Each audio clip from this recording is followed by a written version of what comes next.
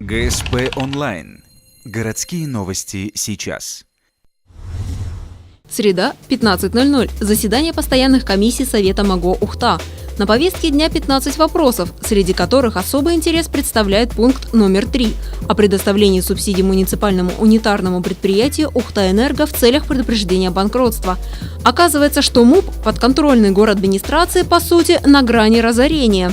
Предлагаем принять решение о предоставлении субсидий муниципальному унитарному предприятию «Ухта-Энерго» в целях предупреждения банкротства и восстановления платежеспособности. Предлагаем эту субсидию выделить в сумме 40 миллионов рублей. Источником этой субсидии тоже является республиканский бюджет. Нам точно так же 18 сентября эта субсидия будет предоставлена из республиканского бюджета.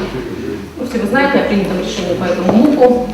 Для того, чтобы рассчитаться с энергетиками, надо оказать им такую вот финансовую помощь.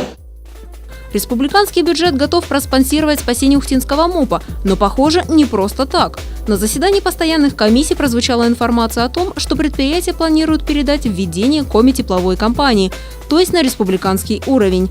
Но для этого необходимо погасить долги. Решат судьбу МУП ухтинские депутаты. 17 сентября вопрос будет вынесен на заседание Горсовета.